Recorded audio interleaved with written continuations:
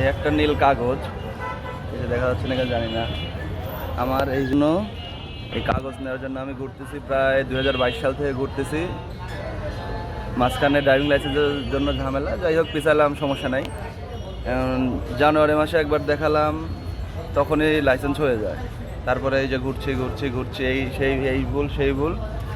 গত সপ্তাহে, আগের সপ্তাহে এসে এখানে বসে আছি, হুট করে একজন বলে দিল যে ভাই এভাবে ঘুরলে হবে না, আপনি দরবেশ ধরেন। গত সপ্তাহে একদিন চান্স পেলাম, এক দরবেশকে অফার দিলাম যে ভাই নাস্তা করাবো না আপনার। বলে ভাই কি নাস্তা করাবেন? বললাম যে যাই হোক 1000-1500 টাকা দেবো নি। এখন আমাকে কেউ জিজ্ঞাসা করে না যে দরবেশের নাম কি। আমি যেখানে নামটাও লিখে রাখছি, আমি নাম বলতে পারবো না।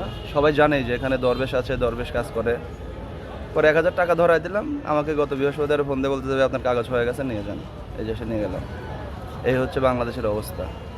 সবাই জানে দরবেশ আছে, দরবেশ দিয়ে কাজ করা, নিজে নিজে ঘুরলে কোনো লাভ হবে না।